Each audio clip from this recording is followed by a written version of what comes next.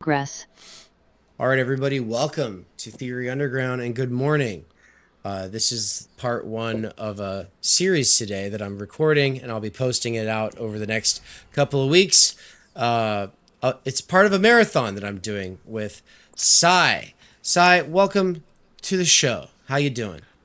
I'm doing great. Thanks for having me, Dave. Happy to be here this morning.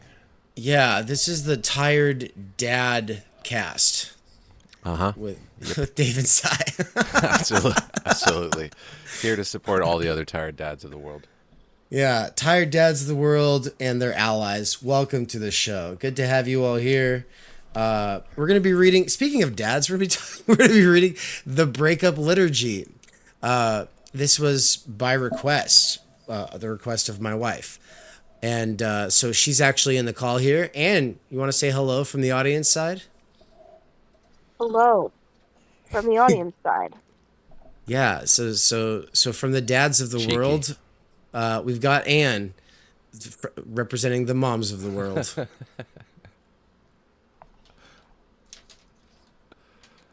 She is just about ready to have our baby, so it's incoming. So we're just a couple About days to out. pop, as they say. About to pop, yeah. And the most interesting thing about that is that, you know, with most things, I can kind of hear myself actually. Slightly. It's coming. There's actually, hold on here. And we're back. We're back from doing some audio troubleshooting. And anyway, I was saying that with most things that we have to do, they come down to deadlines. And deadlines usually have to do with work and chores and things like that, paying bills, whatnot, homework. And I was kind of theorizing the idea of the birth line instead of the death line or the deadline. And so like the birth line is to say, like the difference is with a deadline, it's like, you know when it is. But with a birth line, you don't know when it is. It's just, you know, you're just kind of living on a prayer. It's going to come, and you're just trying to prepare the ground for it. And I think that's how inspiration works. That's how talent works. That's how it is with writing. If you don't feel inspired to write, then whatever it is that you're doing is really just laying the groundwork for that. And so good writing for me, at least what I pride myself in, like the kind of work that I have written where I'm like, hell yeah, I look back on it fondly. That kind of stuff that is it's a hard-won effort from a lot of ground game, a lot of base building, a lot of soil cultivation, and then the inspiration hits when I least expect it to, and usually when I have a lot of other things to do, and then I have to basically sacrifice those other things and just do the writing. And that's what happened with the Breakup Liturgy. I was preparing for the live podcast in Spokane, and one thing led to another, and then I just busted this out in one sitting. It was a lot of fun, and it's one of my favorite pieces that I wrote this year for sure. So birth lines as opposed to deadlines. The only thing I want to say about that then is, unless you're gonna have to induce, and I didn't even know what induction was until until now. So, you know, we have an induction date, which kind of puts us on a real deadline now. Yeah, absolutely. The getting ready to write is like you're a 9 to 5 lunch pail writer, not a hip hop style writer, as they say in football. You gotta get ready. Yeah. Well, and you know what? It's almost like the induction is like, well, you know, you don't find out about that until the very end. So you've sort of been operating under this assumption for a while. That's good. It's good to be in that mode. It's a good mode to be in, even post-birth. Yeah, man. Well, sweet. All right, Anne. We're here to read the you. Article pulled up here. Yeah, perfect. Yeah, so Anne, we're here to read you back to sleep. So we hope that you'll have some good dreams as a result. 𝗧𝗍, you want to take it away with the first, I don't know, I would say 2 to 3 paragraph, but really like whatever feels right. We'll just take turns. I might read up to part 1, just the intro. Okay. The Breakup Liturgy. how the new moral order tells us to date and break up, and the existential, personal, and societal cost of this mode of life. The breakup post is now a genre. You can spot the conventions a mile away. Joint statement or solo with careful and polished syntax. Quote, after much reflection and many honest conversations, we have decided to consciously evolve our relationship. I remain her biggest supporter. Please respect our boundaries during this transition. Nobody did anything wrong. Nothing is wrong, really. Everything is positive. An opportunity, in fact. We've all seen it in various forms. Sometimes there's a photo of the two of them smiling, slightly distant. Sometimes the post is of the individual looking reflective and stoic. The longer Substack style essay version walks you through the timeline of quote unquote doing the work. The podcast episode version has the host asking, how are you holding up? And the guest answers, honestly, so loved, so supported, so held. You know the genre. You probably know people have written the post. You may have written one yourself. Either way, the entire new moral order has been grooming you to write just such a post. If you're on the dating market now, almost every norm of an ethically informed relationship is preparing you to write one. The breakup post is a cultural artifact that has, at this point, gone untheorized. Some might think nothing of it because it's part of the water they're swimming in, but this is not normal.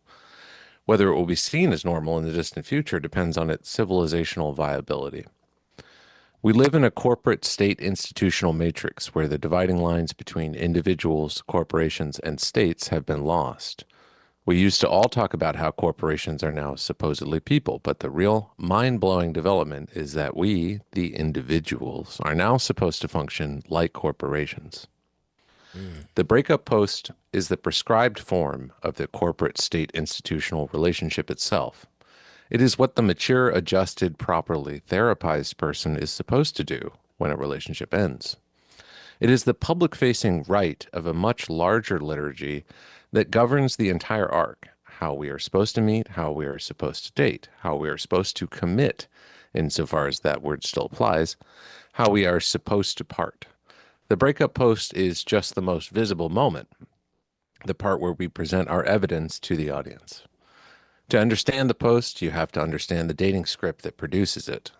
To understand the dating script, you have to see the kind of person it is shaping you into. When you see that person clearly, you see how anti-civilizational our culture of castration has become.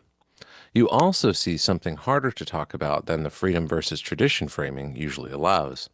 How much heavier the discipline has gotten, not lighter. And how much time energy it costs to be the kind of subject who can sustain the form. 1. 3 posts you have read 100 times. And by the way, if you refresh it, there'll be a different title for the third post because it was a little confusing. I think it was founder joint. And I just change it to co-parent because it makes way more sense that way. All right. I'm not going 3 posts you have read 100 times. I'm not going to point at an individual person. The point is the genre, not the gossip. So let me give you 3 composites that I've stitched together from over 100 posts seen in various forms over the last 10 years. Each captures a different variant of the ultimate form. You will recognize all of them. The joint statement. After many years of love, growth, and partnership, we have decided to lovingly evolve our relationship. We remain a family in every sense that matters. We will continue to show up for our children with intention, presence, and care. There is no third party. There is no betrayal. There is only the recognition, after much reflection and many honest conversations with our therapists and our community, that the next chapter for each of us looks different. We are holding each other in deep gratitude for what we built and in deep respect for what we are becoming. We ask for privacy and grace as we navigate this transition together. The solo trauma-informed announcement. It is with so much love and so much grief that I share I am no longer in my relationship. This was not an easy decision. It came after months of inner work, somatic practice, and deep listening to what my body has been trying to tell me. I take. I'm really horny for someone else. I'm kidding. That's probably, that doesn't necessarily mean what that is, because obviously a relationship can really go to shit and you can have a really rough time for a long time because you can be in the wrong relationship. Like, that can also just be facts. So I don't want to trivialize here, because when you're reading this sort of PR script, you really don't know what's under the hood. You don't know what's actually going on with the person, and you're not supposed to. So I take full accountability for my part. I am committed to integrating the lessons. To everyone who has been holding space for me through this, thank you. I will be off the grid for a bit while I tend to myself. Please send no DMs of advice or sympathy. I am safe. I am held. I am exactly where I am supposed to be. And then here's the founder joint statement that I just said I changed the title of, but I actually don't think co-parenting does it either. So I'm still trying to figure out what the right title for it is. Maybe we can think about that. Let's go. We are choosing to share that after years of partnership, we are taking separate paths. Our love has not ended. It has changed shape. We will continue to co-parent our children with the same values that brought us together, and we will continue to support each other's individual missions. We have done this work in private with the help of our coaches, our families of origin, and our chosen community. We share now, briefly and with intention, only because we want our children to grow up in a world where adults can model graceful transitions. Please respect our request for privacy. We will not be commenting further. I want to say one thing about this is, if I were to go back and rewrite this, I'm thinking I'd collapse this one into the first one and just have the co-parenting one just be its own thing. And because I don't really think this one does a whole lot that the first one doesn't do. And instead, what I would probably do as my third one would be the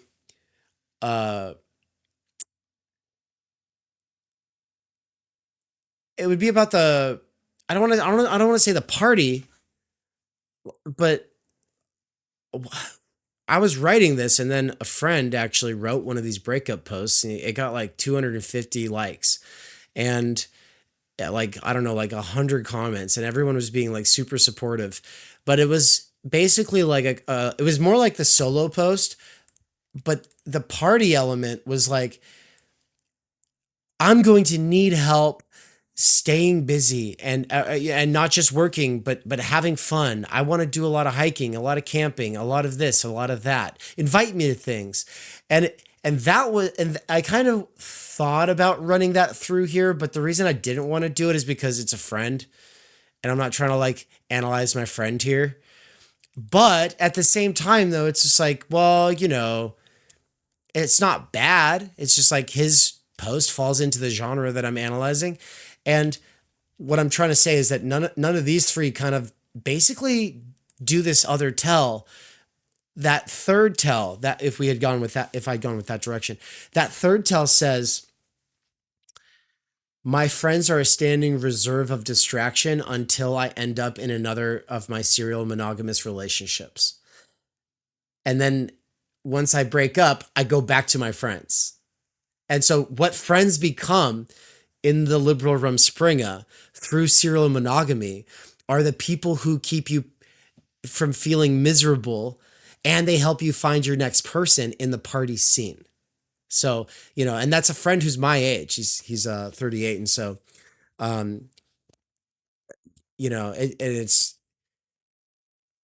it's not just him. It's a bunch of people in the music scene that I grew up in. And so It reads exactly like when a company changes CEOs. They're like, so they write a whole paragraph of gratitude for the previous CEO. Maybe they talk about the new one or whatever. And then it's reaffirm that the company is in safe hands and the children are fine. And explain how this fits into your long-term vision and what you're going to do to continue to grow and assure stakeholder value, et cetera. It's sickening.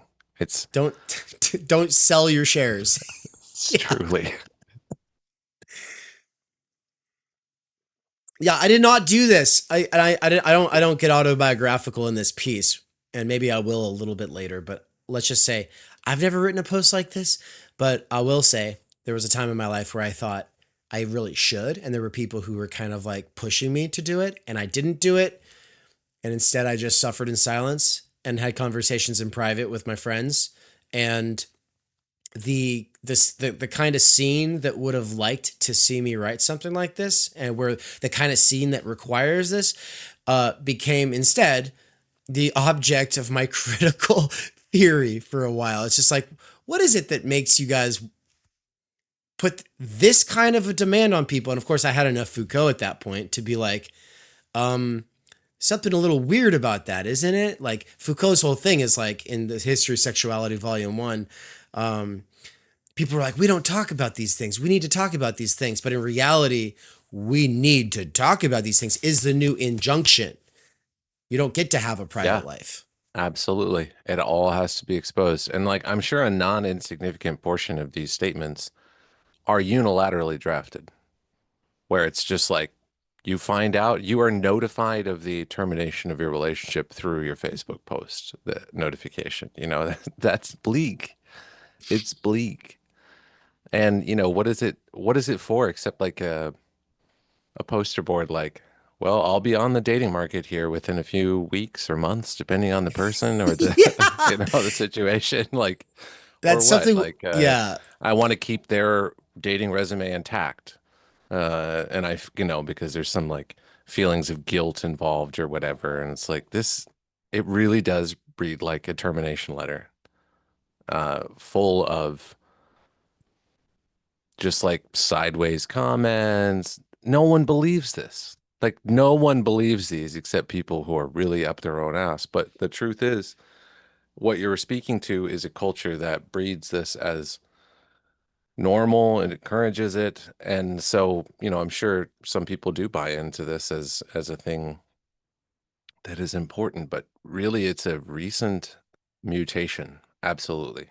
Like it started with, if you were an early Facebook adopter, perhaps you recall when they first had it, there was no relationship signifier on your page. And then all of a sudden there was one. And so just the notification of there being, oh, I'm in a relationship. Oh, I'm not in a relationship. At first, I think that passed unacknowledged, but then eventually they started pushing notifications to indicate, oh, that such and such person has broken up, etc. And I assume these all morphed out of that.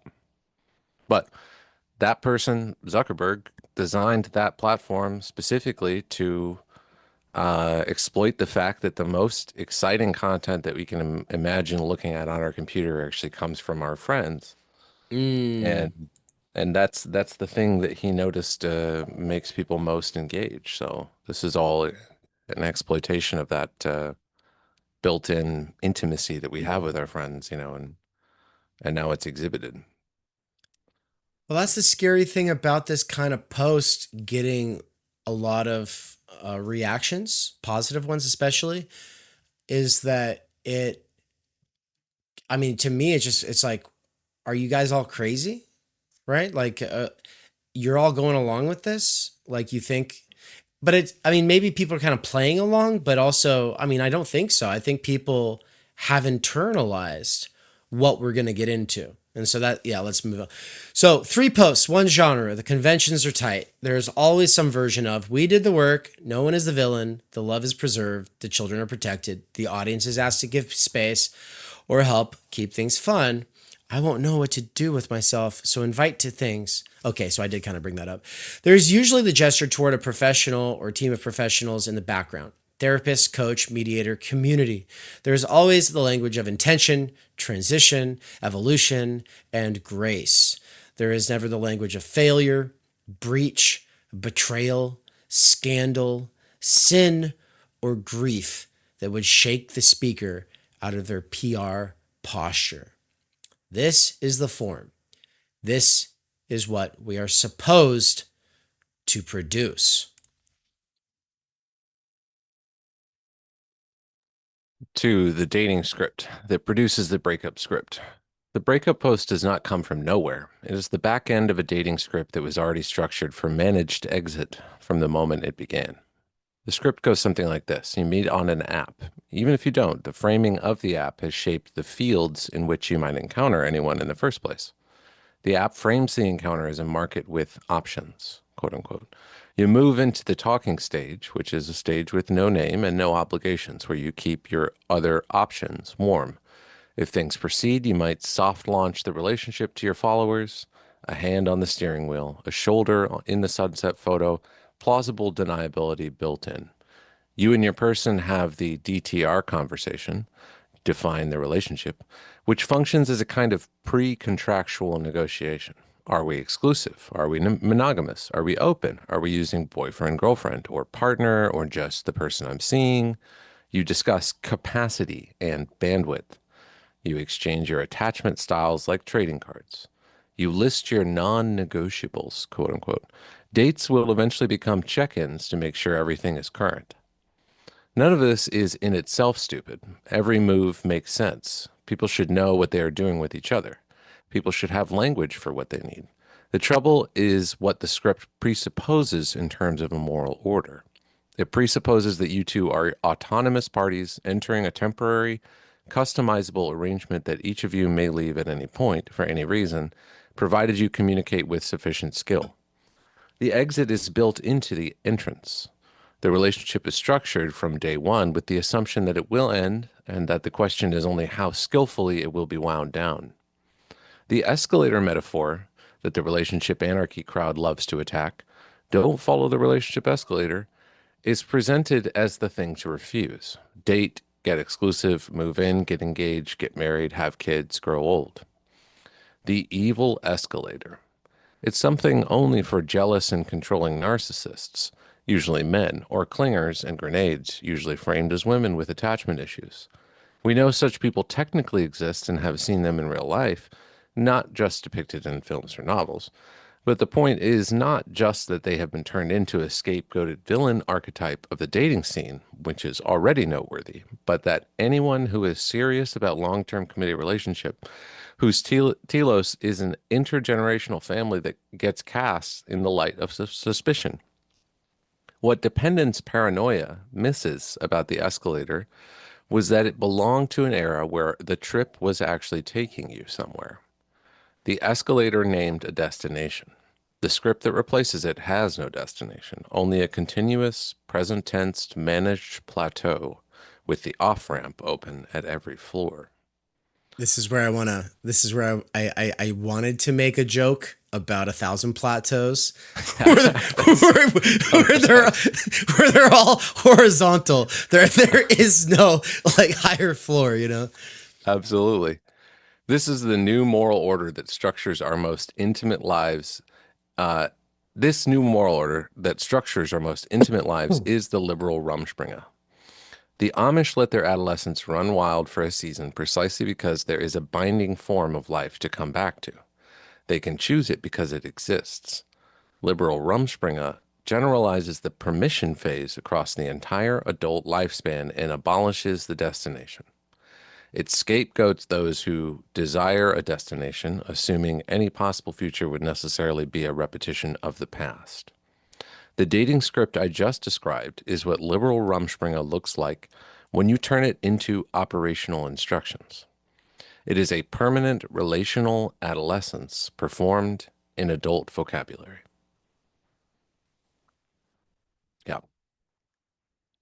Obviously, there's a dialectical tension here. It's like, okay, with the advent of feminism critiquing the institution of marriage, it's saying this is a property relation which is asymmetrical and unfair to women, and so what we need is something that is more open and free. But I think, and I'm not sure if it's in this piece, but as you have written about very recently, freedom needs a bit of an update in terms of how we think about it. You know, I mean, just to give an analogous example, I'm a freelance audio engineer. Presumably that means I have no master. Presumably that means I can work whenever I please and set down my work whenever I please. But obviously, Not being bound Yeah. to a lord means that I am wandering like Ronin across the wastelands with no one to work for, with no protection, no security, etc. Right. This is like parallel, and also, everywhere, like the gig economy, etc. This is perfectly parallel to the dating script, which is at every point I'm going to plant that this is temporary. I am not committed. I don't need to be committed. It's like I've watched a lot of Love Island in my day, and one of the biggest taboos on this reality show, Love Island, where they put together a bunch of single people and they try to, pair them up Yeah. or whatever, is being taken advantage of, or being like have a mismatch of sincerity or effort. If one party is putting in too much effort, you would think, oh, good on that person for trying really hard. No, no, no. That's the biggest taboo you can make in this show, and I would assume also in the dating scene. Don't get too far in your feels. Um, Right. Always leave your options open, which of You got to be. course are it it conceals the fact that your options never close. That open-ended period is always open, and thus no security, no direction. Yeah, and no romance. That's the other thing. Is like romance is when I mean it is a little bit like Death Drive because you actually have something take over you to some extent, and you make a fool of yourself, and you take a leap. And nowadays, it's like yeah, but here's the thing: is like in that traditional romance vision where you make a fool of yourself and take a leap, like you're holding the stereo outside of her window, like, well, like the neighbors are going to be like, okay, well, we got some romance, okay. Yeah. And but it's only going to make you look silly if she really doesn't go for it and she really actually is just like, no, no, no, get out of here, and like she means it. But in the but nowadays the bigger thing is that the neighbors are going to call the cops. Yeah, I was just Now, gonna say, call the cops, yeah. or one of them's gonna slap a restraining order on the other one. Yeah. And so I mean, that is the thing, is that guys are terrified. And it's like, okay, so you already were terrified as a guy to make the advance. That was Yeah. normal. Throughout all history, one of the big separators between those who will find love and those who will not is, can you even find the courage to make that leap in the first place? And then in the last, especially 10 years, especially since Me Too, just regular working guys are posed with like a new threat, which is, oh, but it's creepy now. And it's like, well, of course, that's because there are guys who are creepy. However, this is why you're saying we need to reassess freedom, because it's like this the freedom to bind ourselves is itself scapegoated. So Yeah. it because that's not seen as a freedom in the first place, but that's because people haven't read Chesterton's Orthodoxy, where he says, he says, I am a liberal. I am for freedom. I do believe in the Freedom Project. I just don't think people are thinking seriously enough about freedom, because they're not thinking about the freedom to bind themselves. And so he says that, I wanted the freedom to be able to bind myself to a woman. There are, he says there are other authors, there were like contemporary authors of his who think that it's outrageous to think that you could limit yourself to one woman. And he says, I think it's just like the most amazing thing that I could actually get to know a woman in my life. Like that itself is the most amazing thing, but it does require binding myself. And so he says that I want the kind of freedom project that also includes the freedom to bind oneself. And it actually means something, and it actually has stakes. And this whole breakup post structure is basically saying, no, it's okay. There is no real binding. It's soft binding. And it's so soft that we'll actually say it was painless if it actually separates. Or if it's not painless, well, it's just a natural part of the growth cycle. Don't worry about it. So it's just like This is at the same time as the phrase crashing out is popular, right? right. Like kids are making fun of other people who get really angry on the internet, and like rightly so, right? People need to log off sometimes. But on the Right. other hand, that's just more of the taboo of sincerity, the taboo of being emotional and having like feeling like there are stakes, expressing that you're unhappy. I think it is maybe later in this post, you talk about jealousy, you talk about other things like that. Those sorts of emotions have been sublimated. So speaking of sublimation, maybe we move on to the therapist, but there's this sort of, all those feelings are to be squashed, but they can't be squashed, right? I think. Yeah. I'm making a strong No. claim here that I think that the jealousy, etc., are built in.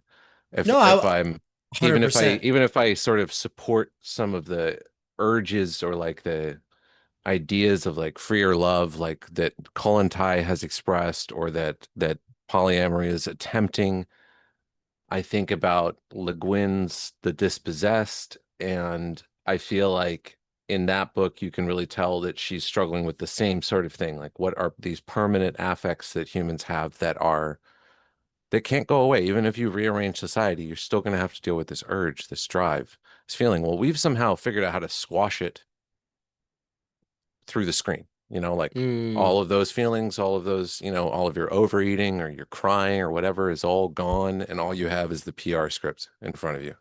That's what everyone has to go off of. This is good. Yeah. So section 3 is on the internalized panel. And I'll just, my only sort of authorial comment on it is just that I'm always interested in ways to explain theory to a person who's not deep in theory. And so the internalized panel is my new favorite metaphor. So we'll run with this for a minute. When the ideological waters you swim in seem normal, you don't notice. Once you've taken the natality pill and you realize that the liberating 𝗏𝗏 waters of castration culture are actually greasing the gears of techno-capital, you start to notice some things. The biggest surprise, the dating and breakup script does not produce free autonomous individuals. It produces a very specific kind of person. To be that person, you have to internalize a panel of professionals, one who used to be external to your intimate life. You carry them around inside your head, rent-free.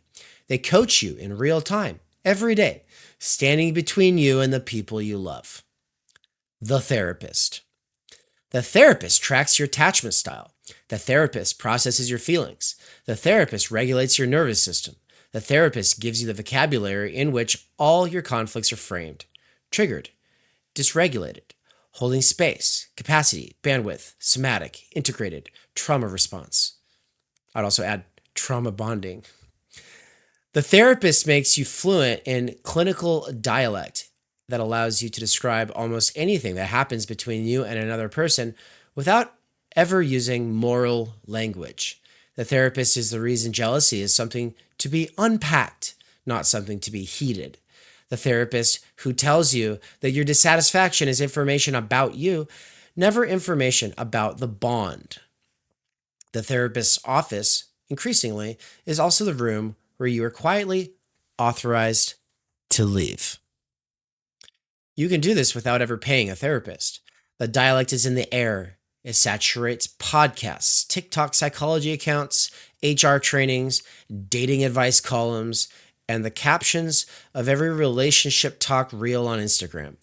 My wife, Anne, and I started noticing probably 5 or 6 years ago that these are the conversations being had in almost all coffee shops we've worked in across the US and in Europe. At first, we only saw it as therapy speak and part of therapy culture. See footnote number 3. But this new castration culture angle of critique shows us that even more is going on here than we originally supposed. And by the way, do take a look at footnote number 3. There are 3 texts that I recommend that I've read multiple times that I think are very important on the therapy speak and therapy culture angle, but also it doesn't have the explanatory power of this liberal 𝗏𝗏 approach. But it sublates all of that. It is that stuff by Ferretti, Summers, and Schreier. That stuff is all important, but it's sublated into this. The internalization happens whether you want it to or not. By the time you are 30 and PMC adjacent in any major American city, the therapist has set up shop inside your head rent free. And the rent is paid in the time energy you spend running the dialect on every interaction. And then if you want to take it, what you can't say is, I give up. I'm tired of it. right? I don't care. I don't care what happens to this person. This is my life. This is what I want to do. I'm bored. I think I'm worth more, right? Like, these are the kinds of phrases which are like, I don't want to say that everyone who's breaking up this way is not. Again, like you mentioned, some of them are highly problematic relationships that should end, and post or not, get out of it, etc. But what can't be betrayed is that like a person is just like fickle, or like, no, it has to be like a lot of protesting and inner turmoil and running it by the friends before you finally say, I think I just have to be done. I think one of my favorite lines in this piece is, the therapist's office increasingly is also the room where you were quietly authorized to leave. Again, it's like, we need the subject supposed to know, who's going to tell us, yeah, it's actually good for you and okay that you give up. It's not always good and okay to give up, especially with people. When it comes to friends, relationships, not that, I mean, whatever, I'm sure any thinking person knows that. They don't need a lecture from me, but just, yeah, it's really important that we keep our humanity in this. Right. Anyway. Well, it's okay. So yeah, no, we don't want to lecture people, and that is the danger that we run. That I'm running with the entirety of this project, is that people will take it to be culture war moralizing. And I have a chapter coming called No War But Culture War, which is an inversion of the No War But Class War. And my point is that actually, until people who are in the intellectual class, in the radical class, in the priest class, in the PMC, until people can learn how to do it responsibly and own the L's of both sides of the duopoly, and there are plenty of L's that both sides need to learn how to own. We're not. There's not going to be any kind of productive class war, and so the only way forward is through a kind of culture war. It's just not the kind that people imagine when they say that. And so, what I think that this whole project with Liberal 𝗏𝗏 is doing is trying to walk a fine line, and there will definitely be people who don't want to take it seriously, who will just say, I don't walk the fine line, who will just say, no, he just fell off the edge over there. Now he's just moralizing. But I think Hannah Arendt's correct that in her Men in Dark Times, and I think she probably says this in The Origins of Totalitarian as well, or totalitarianism as well, is that sometimes a person standing up and saying what everybody else is thinking is the most powerful thing. But whenever a person does that, it's easy for a person to go, well, everyone knows that. What are you saying? Why are you saying it like it's so profound? And it's like, well, that's the thing, though. Just a lot of people can think something and not say it, and it allows things to go on the way that they're going. And so, for instance, Cy being a reform leftist of some sort, someone who actually wants the left to exist and you want it to be better, saying it out loud actually matters, because there's probably a point in your life where you needed to hear someone else say it aloud, someone that you took seriously. And so, these signs of the way the what you're describing here is part and parcel of a type of social interaction that is absolutely corrosive, and there's no way that you can build solidarity and organize when, first of all of our interactions are mediated through this digital matrix, and that therapy speak, PR speak, etc., has infiltrated every aspect of our lives, truly every aspect. Until we can move past that, we don't have a prayer. And yeah, it's a fine line between, the left might say, oh, you're moralizing, but on the other hand, this is the purpose of the discourse, is to sort of move things that are concealed, to reveal things that are concealed. And obviously revealing is also concealing. But in any case, the important thing is that we name the thing that is occurring. Even if our diagnosis is slightly flawed or whatever, it's really important that we discuss the outer boundaries of what makes life in modern times so god-awful to navigate. This is one of them. Mm. The lawyer is the next section. Take it away. The lawyer covers your assets, your custody, your liability. The lawyer reframes boundaries from a soft therapeutic word into an enforceable claim. The lawyer makes sure you never say the thing on text that could be used against you later. The lawyer keeps the receipts. The lawyer is who you are listening to when you are careful never to formally promise anything, because a promise is a commitment with weight, and weight is what the form cannot afford. The lawyer is also the reason that nearly every public breakup post now includes some version of the phrase "no third party," which I had not heard, but I believe you. That's so funny. The phrase means neither of us cheated.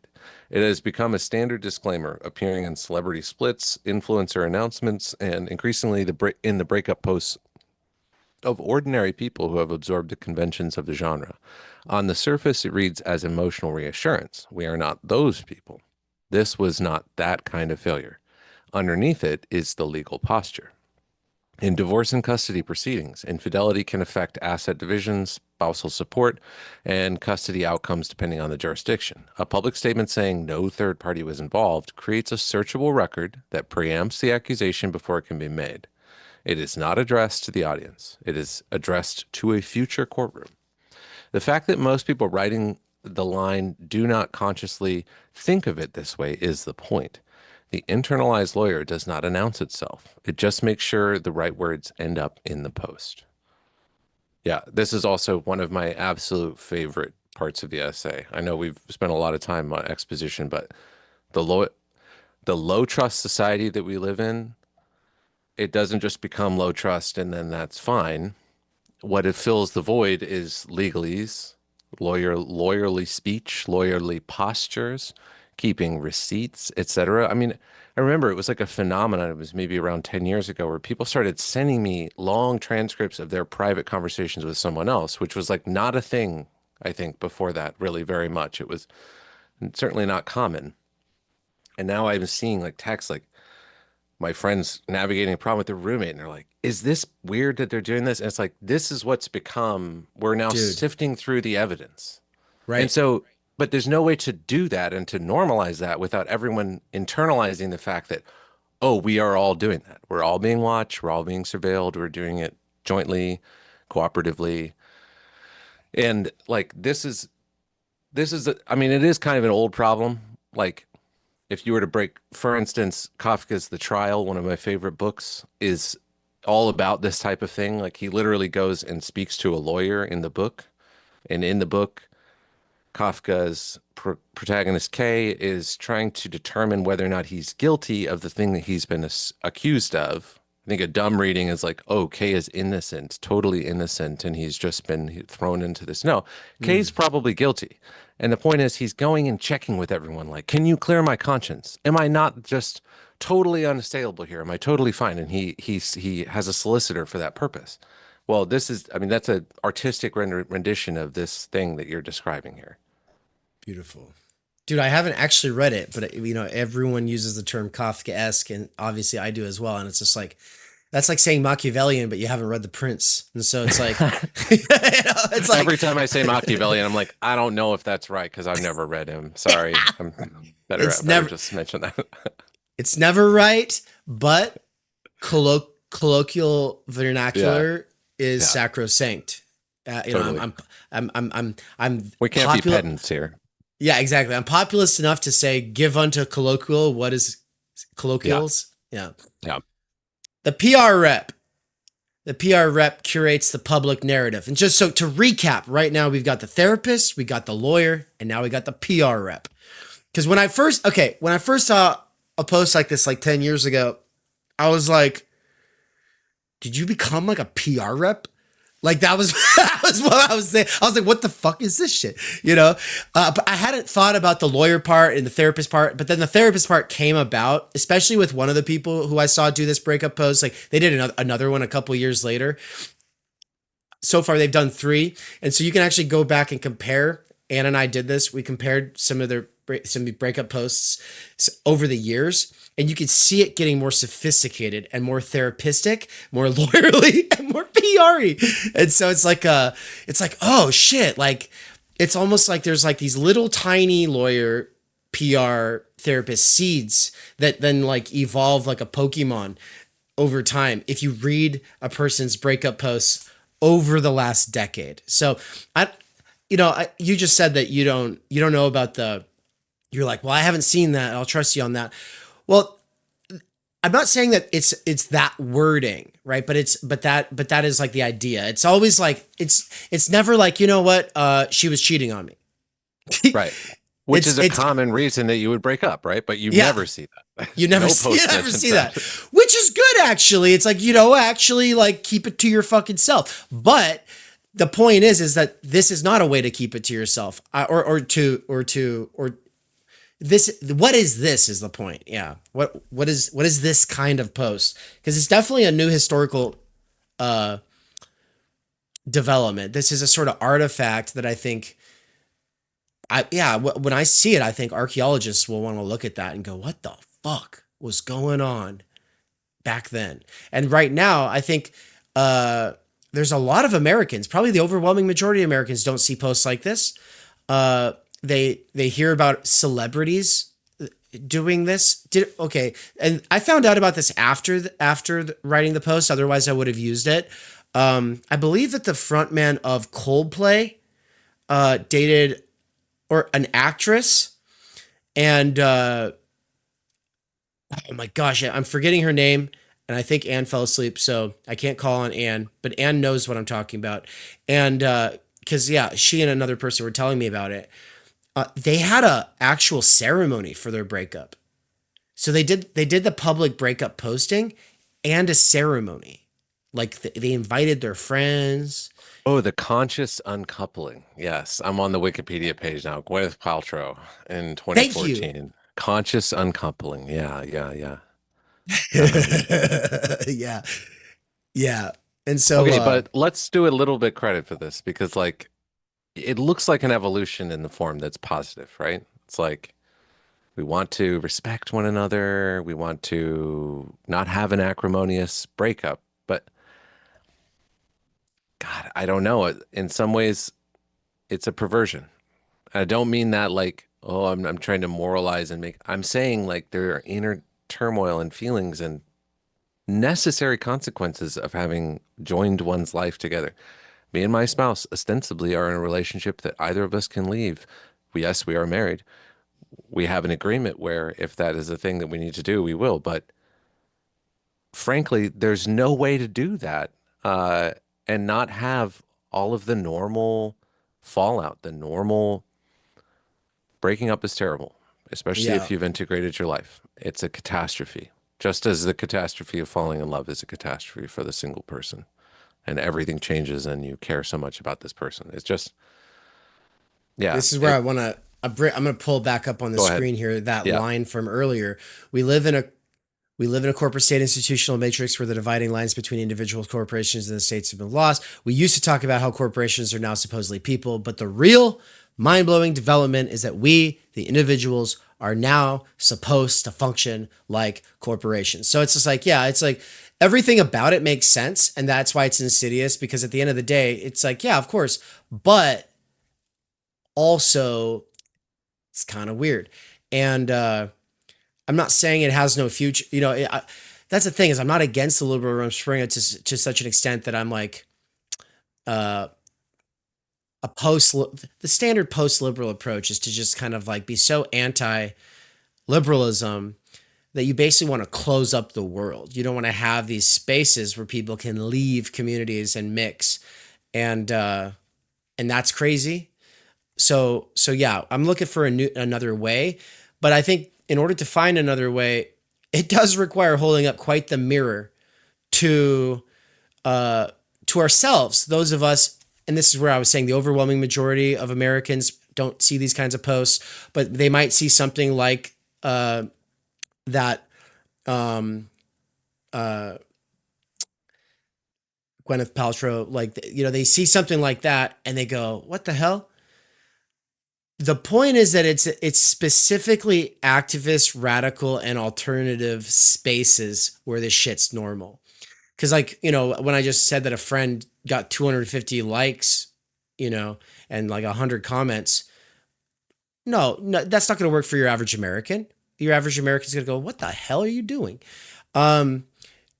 It's a niche weirdo thing, and we need to accept the fact that if it feels at all normal, you're a niche weirdo, and that's okay. You know, it's okay to be Or you niche. take your cues from niche weirdos without realizing, like, right, what you look for in normal is a highly abnormal environment like Hollywood. right. But this is where it sets it up for the chapter that's coming later, which we were going to read today, but we're not going to, which is the Rebel Priest class, which is just to say, like, it's great to be into some niche weirdo shit. It's great. And it's also great to have like super sophisticated morals. What the problem is when you turn that into an ethical sort of categorical imperative that's the inverse of the Kantian imperative, which is it's supposed to work for everybody, and you're instead militantly, explicitly or implicitly advancing a kind of project that cannot work for the overwhelming majority of people and will actually lead to increased misery if they were to try to implement it. Because the instilling of the PR rep and the lawyer and the therapist into your head is very doable if you're an intellectual. It's very doable if you are reflective and that's your disposition. The idea, though, that everyone needs to be in that disposition and they can't just, sorry, guys, that's like anti-human. There's a lot of other kinds of dispositions. And sorry, like a real ethical system for a large-scale civilization is going to have to not have this kind of hyper sophisticated, Lou would say, virtue hoarding kind of imperative. That's obviously not going to work for most people. And also, once you kind of realize how weird it is, that's the other thing is like, I write this after a decade of being like, that's kind of weird. And also thinking, well, I should, you know, sometimes feeling like I should write a post like this and being like, but why do I feel that way? And so it's like, this is me coming out of that, you know, that this is where it's like, I'm getting some kind of crystal clarity after a decade of being like in this weird tension where I'm like, I think I'm supposed to do this, but why I kind of resent the fact that I have this weird imperative being put on me that also would make me weirder to everyone else in my life, except for the people who went to college or who are in the music scene or who are in the DSA. The three groups that would be like, oh yeah, that's normal. All right. Sorry. Anyway, so that's a lot of talking for me. I want to hear you read the PR rep now. Okay. Yeah. The PR rep. The PR rep curates the public narrative. The PR rep keeps your brand intact. The PR rep choreographs the soft launch and, when the time comes, the soft exit. The PR rep is the reason your breakup post is a joint statement instead of a fight. The PR rep is who explains to you why you should never trash your ex on the internet, not because it is wrong, but because it is bad optics. The PR rep is who composes the line about doing this work in private, when you are in fact doing it on social media. The PR rep is the part of you that knows your ex is essentially going to function as a previous employer listed in the referral or reference section of the resume. It is important that your next girlfriend, boyfriend, or partner knows that he or she or they will be a respected future ex. This means this makes you a safe future co-host, future co-parent, and future cross-promotional opportunity. For most of us, this internalization process does not come easily or without its toll. For all of us, the cost is existential and expensive. Yes. And in case it's not clear to those who read this, I think what you mean by expensive is it takes a lot of how many sentences you have to say to yourself and to every single friend who reaches out to you, and then the carefully crafted post, etc. I mean, it's one thing to try to protect someone that you love's feelings, and so take extra care with communication. And this is another thing, or at least a consequence, which is that it takes a lot of internal talk to get to the exact same outcome, which is I fucking hate the situation. This person's not working for me. I gotta go. We gotta be done. Mm-hmm. It takes considerably less time. Yeah. Yeah. Section 4, the old form required vows. The new form requires a time energy budget few have. People who think they have escaped the heavy discipline of traditional norms by adopting the liberal Rumspringa script have it exactly backwards. The old form asks one thing: bind yourself. Take the vow in front of the community. The community would witness it, the community would help you keep it, and if things got hard, the community would also catch you. Then you got to live. The vow was heavy at the moment of utterance and light thereafter, because it was carried by everyone, not just by you. The new form abolishes the vow and replaces it with continuous performance, psychological preparation, and check-ins. You have to be a fluent communicator, an emotional regulator, a self-marketer, a risk manager, a PR specialist, and a self-knower who can articulate what I need at all times. You have to do all of this in front of an audience that includes your friends, your followers, your future ex, your in-laws, and the algorithm. You have to do it without a community to absorb the shock, because the community has been replaced by the comment section, the group chat, and a panel of paid professionals who either swap out every few years or internalize and update with whatever consciousness workshops are pushing at the moment. This is not a lighter discipline. It is heavier discipline running constantly on the individual with no community to share the load. And I would have brought into Luz and talked about how it's actually control, but I don't want to have to turn an already long post into something that's more theoretical when this is supposed to be somewhat normie facing. Vows are brutal once. The new form is brutal continuously. Your grandparents had to take a vow. You have to be a brand. Your grandparents had to keep a promise. You have to manage a stakeholder ecosystem. Your grandparents had to weather the bad seasons of marriage. You have to maintain the conditions of contract under continuous renegotiation in public while pretending none of it is happening. The cost is not primarily monetary. You do not need a therapist to run the script, even though many people pay for one. The cost is time energy, large and repeatably reliable amounts of time with energy.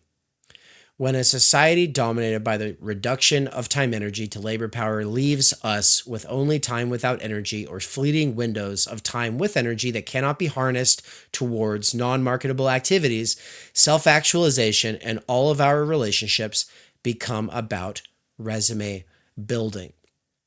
Every conscious, uncoupling, capable subject is running a DIY symbolic order in their own head, and a DIY symbolic order is the most time energy expensive structure a human being can be asked to maintain.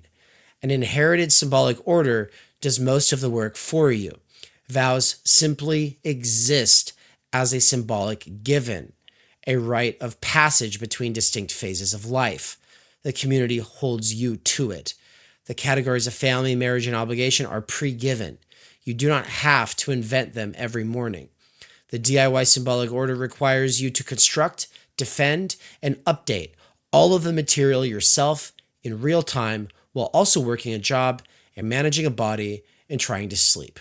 If you have ever wondered why so many of the people who wrote the breakup post look exhausted in the photos that accompany it, this is why. Producing that level of curated equanimity is not free. It is the most expensive thing about modern intimate life, and it is denominated in time energy, which is the one resource our economic order is least willing to give us. This is why this piece is not strictly like a moralizing lecture, because what is really crucial to me is that the community is missing.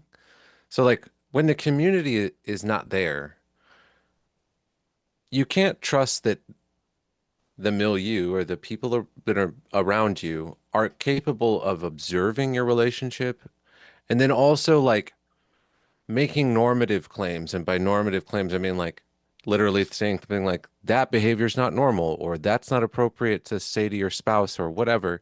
These sorts of soft policing things that used to occur with the community were what, and again, obviously imperfect and obviously problematic, but we're able to keep people in their vows and help when a couple was not doing well, separate them, take care of them individually, mediate their conflicts.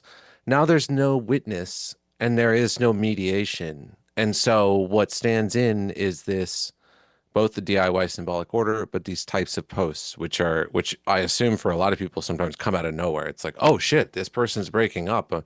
Oh, I guess this is the first time hearing about it. Whereas like that's just an example of the fact that the community, which should help keep people not not keep them together in like a exclusive binding and bad relationship, but in one in which they truly do feel held and like they had space held open for them or whatever, like that's gone.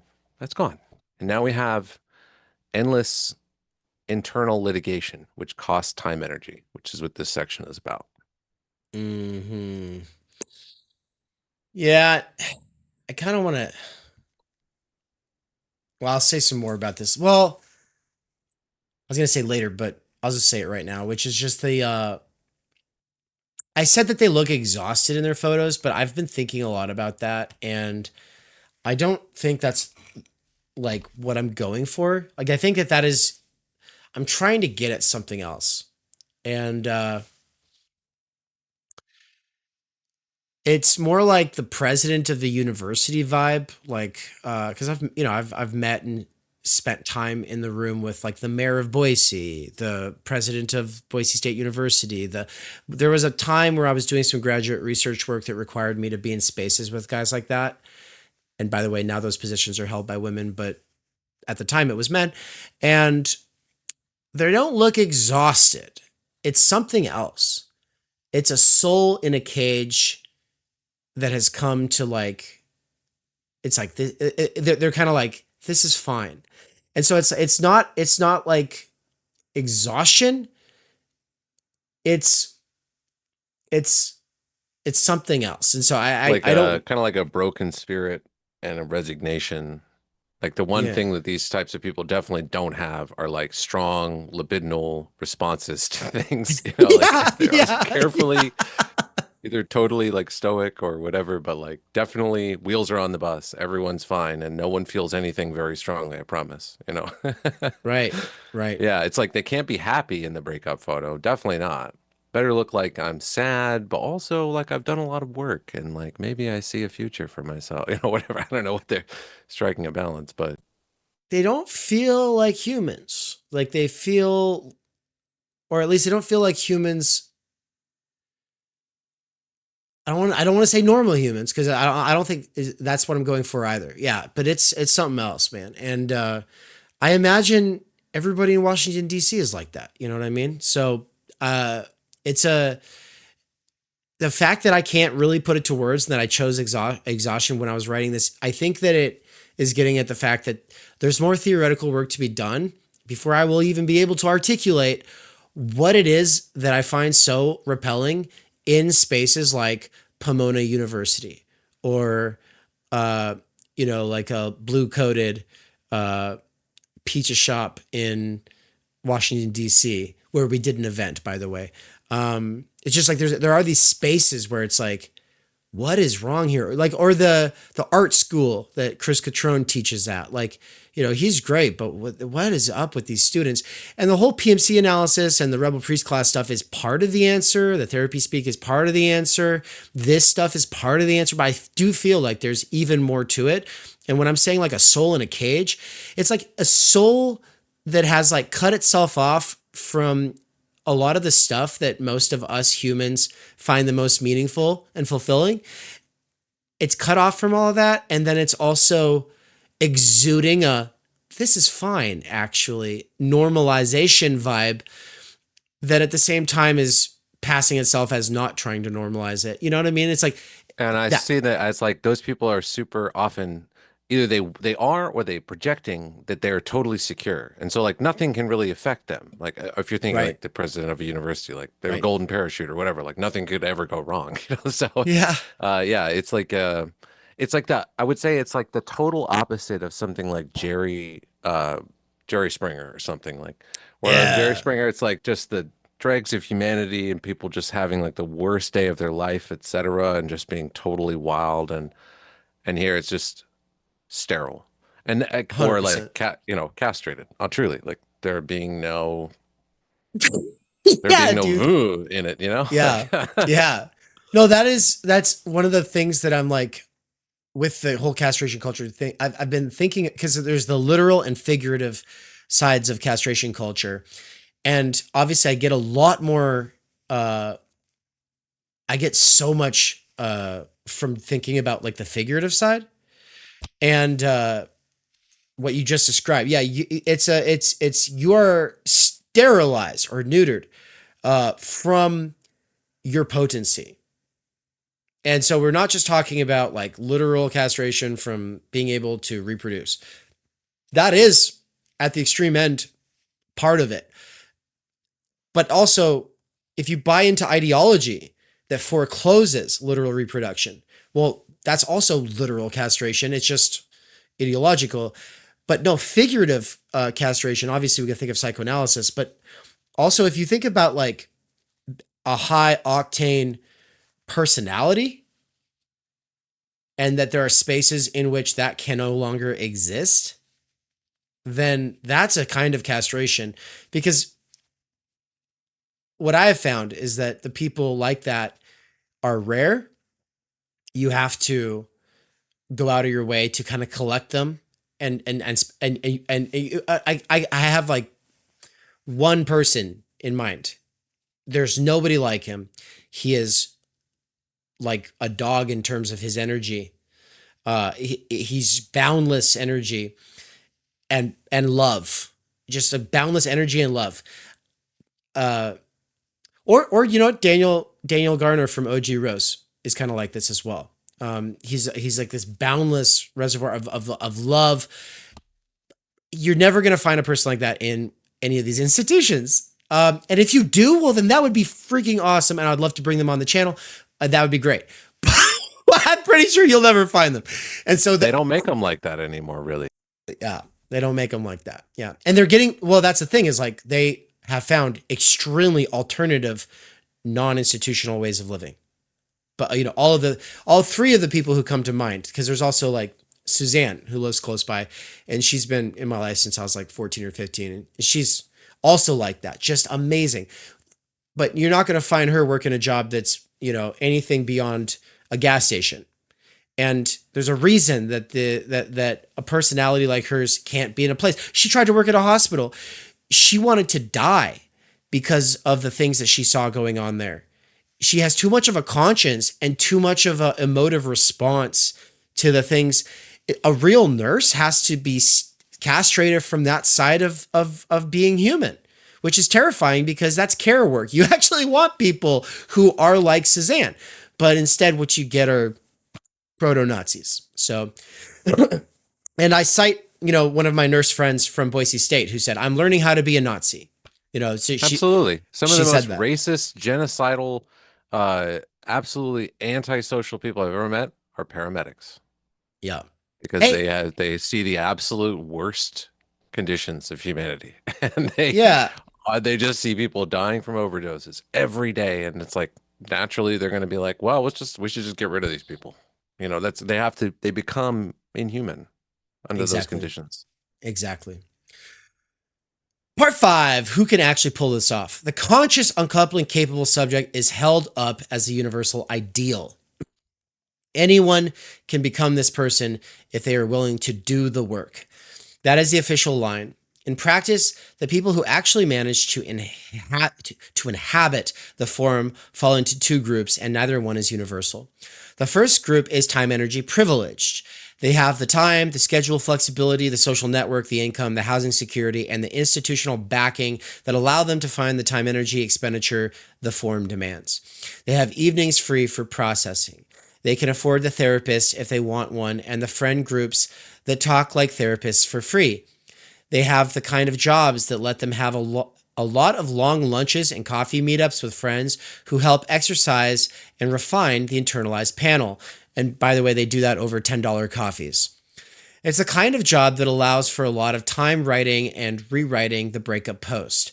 It requires the kind of housing that means the breakup is not also a logical catastrophe. They live in cities that supply the dialect, the apps, the coffee shops, the social rituals, and the audience that makes the whole performance legible. They are the demographic the script was designed by and for. The second group has the right disposition. They happen to be the kind of person who can run the form because their internal life happens to align with what the form requires.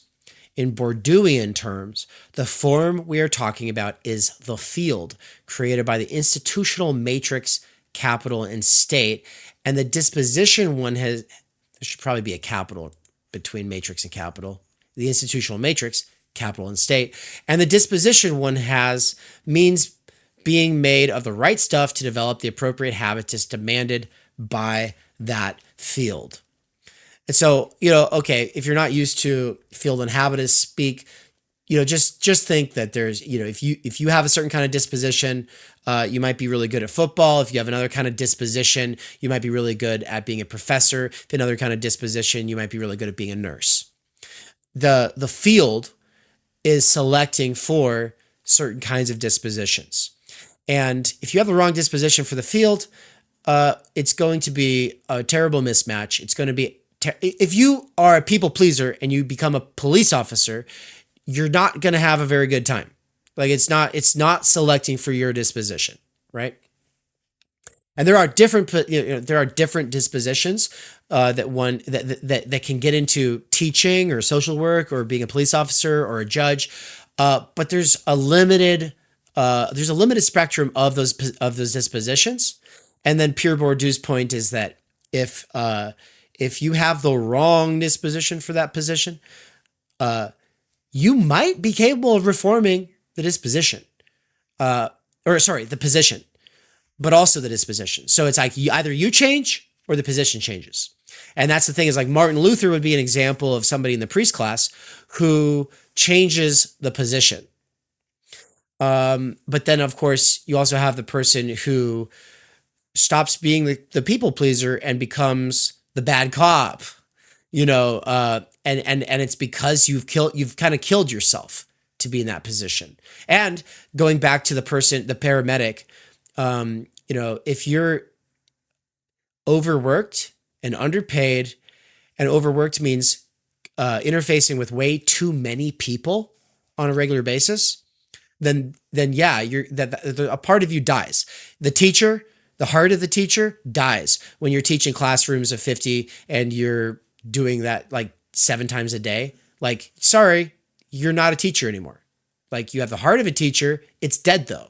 Like that your teacherness is like determinate negation of that actual heart. It's been killed by this sort of oversaturation and overwork. And I think that, that kind of describes a little bit how I think about the calling. It's like I take the calling very seriously. I think that there are people called to be doctors, nurses, even lawyers. There are people who have the capacities for thinking very seriously about the symbolic order. They become lawyers. But the fact is that position and what we think of as that position and the kind of disposition that it selects for, which becomes a certain kind of enforcement of the legal apparatus that's not capable of really thinking about it in the ways that I think philosophers would. Well, guess what? That's not a problem of the position. It's a problem of the field. And so, okay, that's, I hope that actually adds clarity instead of mucking up the whole field habitus disposition. No, I think it's important. The field operates on the individual. The individual pushes back against the field, but obviously there can be like a strong mismatch. The field can be so determining that like you come out cookie cutter, or you therefore cutting off certain parts of your humanity, certain parts of your person if you don't have a commensurate disposition. I think it's a good way to think about it for sure. And it opens up a third position that I don't talk about here. I talk about the first group being time, energy, privilege, the second group being of the right disposition. What I don't talk about is the broken person who's forced themselves into this position, and so I would say that was me in 2018. But let's continue. The disposition one must have to indefinitely thrive in the liberal 𝗏𝗏𝗏𝗏 is the disposition that does not feel jealousy strongly. Such a person does not bond at the level that makes endings catastrophic. They either are just the chill and care. They are either just that chill and carefree, like a tourist at the end of history, or they have, by temperament or training, a stronger drive to repress and sublimate their attachments than to honor them. The form does not feel costly to them because the part of them that would have made it costly is muted. These are the people whose breakup posts read most convincingly. They are not faking it. They genuinely do not feel the loss the way other people would feel it. The script was, in effect, designed for them. And by the way, I don't say this here because it would be too inflammatory, but the people who have the right disposition, I'm being incredibly charitable here when I write that they're just that chill. They're just really chill people. The fact is there's also sociopaths. So that's what it used to mean. You're totally detached and unbothered by these sort of social perturbations. Yeah, like the chill guy type is like absolutely a sociological phenomenon. Like especially got literal guys. There are chill guy girls too, or whatever. But the performance of being nonchalant, the performance of being not quick tempered, not getting your hackles up, not having the absolute minimal social energy, like minimal ability to be disturbed by anything. This is like a type of performance now, which is infiltrated sort of the dating market or whatever. And I don't think it's good for everyone. Again, there are the types that are just like this, but then there's also the imperative to be like this, which there's a trade-off. Obviously, we don't want people being jealous and like being abusive or being violent or whatever. But on the other hand, this is what sublimation of these urges or whatever, like it goes somewhere. It goes somewhere. It doesn't just go away. It turns into something else, maybe existential angst and dread or whatever, but it's not consequence free to pretend like nothing bothers you. Right. I think we should pity both groups, even if we envy them. And so I don't actually envy them. I don't at all, but I do suspect some people do. And so that's why I wrote that. But yeah, I do think we should pity them. And I don't mean that like in a condescending way. I mean, like I just said, my friend who wrote this post, or like the first time I saw one of these posts like 10 years ago, it's like, it's like when it's like that person's been so domesticated. It's like, you're like the free animal and you're like looking into the zoo and you're just like, homie, you think you're okay? You really expect, you know what I mean? Like, that's what I mean by we should pity both groups. You want to take it from the time, energy, privileged person, and then I'm gonna listen while I run down the hall, and I'll be right back. Okay. Yeah, the time, energy, privileged person is paying a real cost. They are spending the most precious resource a human being has on the construction and maintenance of a symbolic order that an inherited form would have given them for free. They look like they are succeeding because the form rewards them with a certain kind of public legibility. They are not, by any deeper measure, succeeding. They are paying retail for what their grandparents got wholesale and then performing satisfaction at the markup. The dispositional fit person is paying a different cost. They are succeeding at running a form of life that requires them to mute the part of themselves that would have made the form unbearable, which is also the part of themselves that would have allowed them to be bound in the first place. They have made a virtue of a deficit, and the culture rewards them for it. What matters here is that the form cannot scale. This is the part nobody on the inside of the script is allowed to say. If everyone tried to run a DIY symbolic order with an internalized therapist, lawyer, PR, rep panel, civilization would collapse.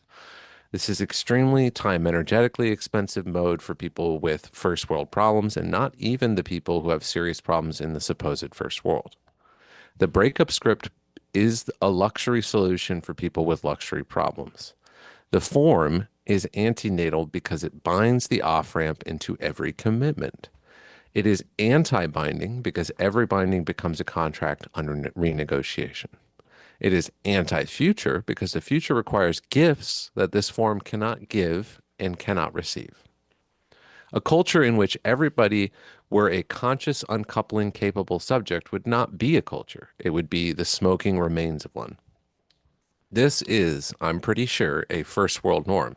It exists in every city where the PMC monoculture is taught through institutions that are set on making savage corporations assassins out of individuals who have been de-worlded from the earth, their families, and their local communities. The script does not appear in places where people still know their great-grandparents' names, work the land, attend the same church their great-grandparents attended, and fall in love within a community that will witness and uphold the marriage.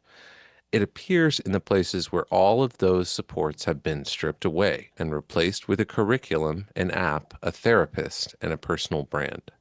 The script is what life looks like when you have been thoroughly de-worlded and then asked to construct a private symbolic order to compensate for what was taken from you. Yeah, that's good. Yeah, it just kind of reminds me like this is still just like fallout from what you could call the decade plus of exiting the vampire castle. It's like these are just the consequences. These are like the shadowy ghosted forms that remain. Everyone can't run this script because that would mean that no one is responsible for anything. Everyone is just fine and fully agentic in their performance of life, and no one's done anything wrong. Like, why? Because like on the other side of that is being a villain is like the worst thing ever. It's absolutely true that those people get cast out or they get banished or they get whatever. This is what I mean by exiting the vampire castle. For those of you who aren't familiar, a famous essay about cancel culture before it was a thing, before cancel culture was a term. But it's like trying to avoid that is how you get the breakup liturgy. When you don't want any of that stink on you, because if your partner that you cohabitated with is cancelable, that means your judgment is flawed. So there can't be anything wrong. It has to be a non-acrimonious, completely responsible and grown-up breakup where no one has done any wrong in order for everyone to be clear of that stink of condemnation and opprobrium, social whatever. What's the word I'm thinking of? I'm going to read my favorite quote. Condemnation. Yeah. My favorite quote from Inside the Vampire's Castle, which is a section of this piece, is, and I don't know if it's not very large on the screen, but I don't want to have to fix it right now, so sorry. The first configuration is what I came to call the Vampire's Castle. The Vampire's Castle specializes in propagating guilt. It is driven by a priest's desire to excommunicate and condemn, an academic pedant's desire to be the first to be seen to spot a mistake. By the way, that's not the same thing as being the first to spot a mistake. It's the first to be seen to spot a mistake. And a hipster's desire to be one of the in crowd. I'd say, that desire to be seen to spot the mistake is also part of the hipster's desire to being part of the in crowd. As a hipster means that you're on the avant-garde of art and what's in vogue. And so that would mean like you're the first one to even realize that it's like the academic's pedant's desire is like, oh yeah, that's a mistake. But then the hipster's desire to be in the in crowd is also like, oh yeah, but we realized that that's a mistake like 5 years before everybody else. And by the way, I'm not just guilty of this. I'm the best at it. And so, I don't just own that. I just use it against itself, right? That's the whole point of like this reflexive thing with this PMC rebel priest class. It's a self-critique. It's always a self-critique. And that's the whole point of socioanalysis is you go harder against yourself. And, so the breakup liturgy doesn't read that way, but the overarching trajectory of the liberal Rumspringa project is a self-critique. And so it's not meant to just be like, oh, I'm over here neutral and everyone else, look at them, they're doing this.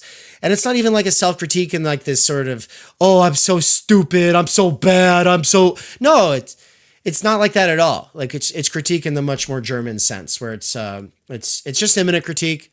We're just talking about what are the conditions of possibility for all the stuff that we take for granted.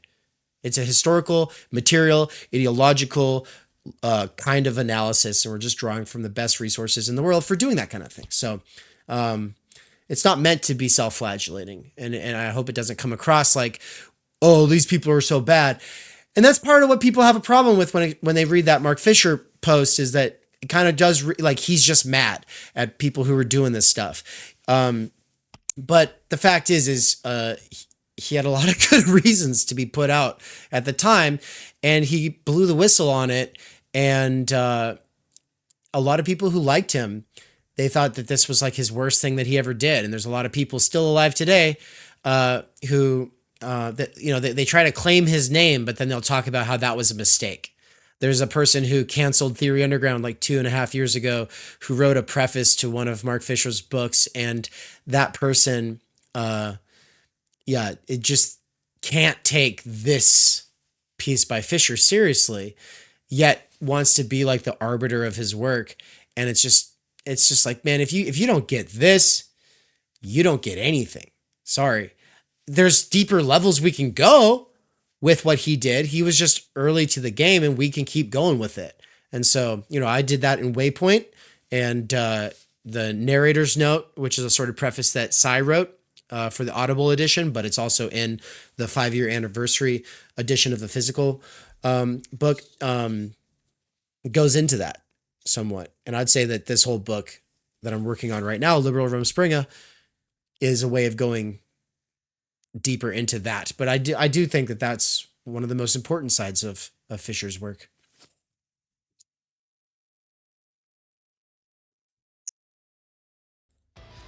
All right, everybody. I want to welcome you here to a little PSA. I like to call these things. It's not a commercial. It's not something from our sponsors. But at the same time, it sort of is, I suppose, because the membership makes it possible for me to do what I'm doing. Never in the history of the world was there such a thing as a working intellectual who is able to listen to audiobooks, do seminars, and write using voice to text software and mediums such as Substack, Zoom, and YouTube. This is being made possible today, first, by the technological conditions, and second, by the community of people behind me. So if it wasn't for all of you egging me on, encouraging me with your attention, with your time, with your comments, with your likes, all of that stuff, as well as your actual financial contributions, then I would not be here. Now, I realize some of you are going to say, well, Dave, you live on a farm, you make money from the farm, and you have this card game. Yeah, but those aren't businesses for me. I have no business stake in those things right now. I'm getting no money from any of them. I do the farm work because it's inherently meaningful. I do the canon TCG stuff with the card game because I'm pioneering something for a new form of education that I want to use as a medium for communication with my own children and other parents and their kids, and the kind of homeschool homestead future that I'm moving into as well. But what I'm doing here at Theory Underground is the most important thing in terms of my intellectual development, and you all make this possible. And so I want to say thank you. And if you want to get involved, and if you want to follow my research, you can check out the Substack, obviously subscribe on YouTube, ring the bell, blah, blah, blah. But if you want to be a paying member and have access to a lot of behind the scenes stuff, then it's theoryunderground.com/subscribe. And if you do that, then, well, yeah, like I said, you make this possible. And I will say thank you from the bottom of my heart. It's amazing. And we appreciate it. And with that, let's get back to the program. All right. And 3, 2, and we're back. Welcome. How's it going, Cy? Great. Fantastic. Let's roll on. Part 6, the villain the farm needs. Every time the breakup post insists, there is no third party, there is no betrayal, there is no villain in this story, it is doing something other than what it says. The denial is structurally necessary. The form requires that the villain be absent from the relationship in order to be present somewhere else. The well-adjusted subject is not a freestanding achievement. It is constituted by the figure it has cast out. Someone has to be the toxic one. The graceful exit and the toxic figure are produced together, two halves of the same operation. If everyone in the breakup did the work, processed honestly, held space, and evolved gracefully, then there would be no diagnosis available, no contrast term, no way to render the well-adjusted partner legible as well-adjusted. So the villain function gets exported. It gets assigned to whoever in the surrounding cast can be made to carry it. The ex from before the relationship, the friend who said the wrong thing, the mother-in-law, the former business partner, the hometown boyfriend who never grew up. Sometimes one of the two people in the marriage itself. After the joint statement has been published and a few months have passed, and the narrative quietly clarifies who is actually carrying which weight. The casting calls are gendered, and the templates are familiar. For men, toxic narcissist, abuser, controlling, emotionally unavailable, weaponized incompetence, didn't do the work, man-child, stuck in his trauma, refused to grow. For women, grenade, stage 5 clinger, crazy ex, hysterical, anxious, attached, codependent, too much, needy, can't let go. Both genders share insecure, immature, unwilling to grow, stuck in their patterns. The vocabulary saturates dating discourse. It is supplied by the same therapeutic dialect that runs the rest of the script. Every TikTok psychology account, every Instagram red flag infographic, every popular podcast on dating now functions as a casting agency. It supplies anyone who wants to leave a relationship with a clinical vocabulary they can apply to the partner they want to leave behind. The diagnosis follows the decision, not the other way around. Here is the part that should land hardest, because it connects directly to the broader castration culture argument. The form pathologizes the very capacities that civilization actually needs. The man who attaches deeply enough to a woman that her departure wrecks him is read as controlling because his grief inconveniences the form. The woman who refuses to perform composure over devastation is read as unstable because her grief refuses the script.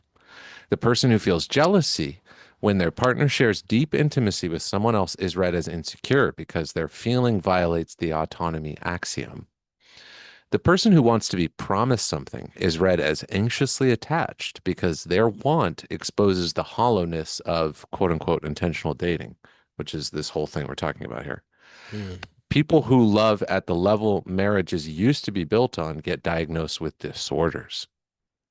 The capacity for deep attachment, for binding, for moral seriousness about who you give yourself to, gets relabeled as pathology. The villain function is the castration apparatus working in real time on the people who resist the form. I want to add a clip here that I think really spruces things up a bit. But okay, so Sai, have you seen Euphoria? I have not. It's a show, Okay. Popular show, yeah? Popular show, new season just came out. It was in the works for years. I'm not watching it because I'm kind of sick of the show, but I got into it in a sense because it is kind of like the movie Kids. Is that, yeah, like it's just like these kind of feral children, except that it's more nowadays. And so, you have a trans character and you've got like the fentanyl addict, and she gets addicted to it like slowly, like it starts out with other things. And you've got all the kind of breakup drama and the neon lighting and the mumble rap music and just all the stuff that makes it feel like it's nowadays. And so for me, it was kind of like, wow, if I was younger, it would probably be a bit more like this. But basically, it did feel like when I think of My Liberal Rumspringa, I think of Euphoria, and I'm like, accurate. That's straight up like what my life was like. And I didn't do heroin, but I lost friends who did. And so the only thing you need to know about this show before I show you this clip is that, yeah, we're talking about that toxic person, right? There's like that stereotype. Well, there's a few of those stereotypes in Euphoria. And this is the dad. And so this dad, you've been following him along. And, the first several episodes of the first season gives you a deep look into each one of these characters. None of them are one-dimensional. All of them are, they're all sympathetic portrayals. And so at the point that he walks in here, it's like, you know that he has a secret sex life that he's been living. You know that like he's like I think he's like bisexual. He's like having sex with prostitutes. He likes to film it secretly so the prostitutes don't know that he's filming it. Like, this guy is not a good guy, but he's also somebody that you feel bad for. And so that's true of most of the characters in this show. And so this is where, he's been spiraling a little bit. He's been out drinking. He's been living this double life, and it's catching up with him. And I just wanted to illustrate the opposite of the kind of breakup post that the Breakup Liturgy is about. This is the way to do a breakup in private, where it's messy. And I just wanted to use Euphoria so we can get copyright struck. So let's go. I went to the strip club and I picked up a real grade A piece of ass. Huge tits, shaved pussy, and I fucked the shit out of her in my truck. You wouldn't be 1/10 as appalled as you are right now. You wouldn't be standing here saying, "Dad, what are you talking about?" You'd be like, "Dad, don't say that in front of Mom." Fuck you. Fuck you. You're a bunch of fucking hypocrites. I'm a man. I'll fuck whoever I want, whenever I want. I'll fuck men, I'll fuck women, I'll fuck transsexuals, and I'll have a mighty fine time doing it. I eat what I kill. I'm going to bed. I'm a faggot. Sexist, chaser, pig, fucking creep, and I love it. Living a double life, not my biggest regret. You are. But let's be honest, we all live double lives. Don't give me that look, Marcia. You got that shoebox full of love letters that camp counselor used to write you. You saved them. Flirting on Facebook. I get it. It feels good to know that you were loved by somebody other than just me. I'm not standing here looking at you like, how could you?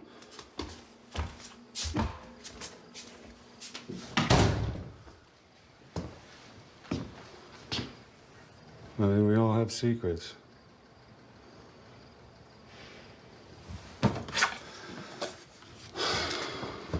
Aaron, the porn on your fucking computer made my jaw drop. Marcia, come back. You saw it. Your mother's the one who showed me. Don't talk to me about secrets. Watching 8 people come on one person's face, gangbangs, fucking cum funnels, fucking pissing in people's asses. Jesus fucking Christ, man. I got problems, you got problems. You know, I was kind of uptight when I met your mother. She was a freak and a fucking fox. Marcia, you were a fucking fox.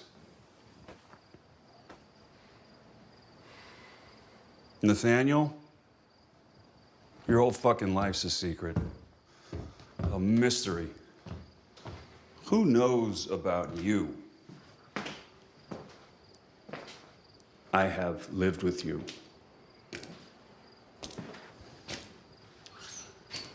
I have raised you. I am your father. I know nothing about you. That's not true. I know that you're angry. I'm so sorry I fucked you up with my double life.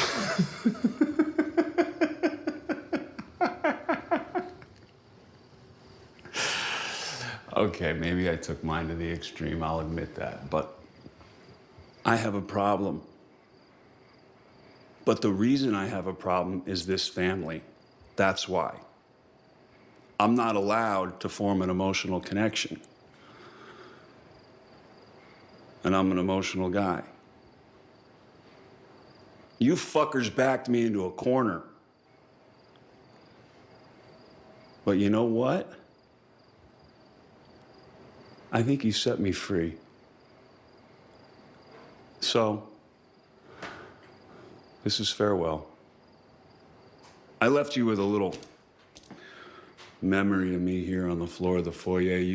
At the very beginning, he walks in and everybody's like, they come out and he's just like peeing on the rug. And so right now he's tapping the pee on the rug with his toe of his boot, and that's what he's referring to. Two dickwads can draw straws to see who cleans it up. I'll see you assholes later.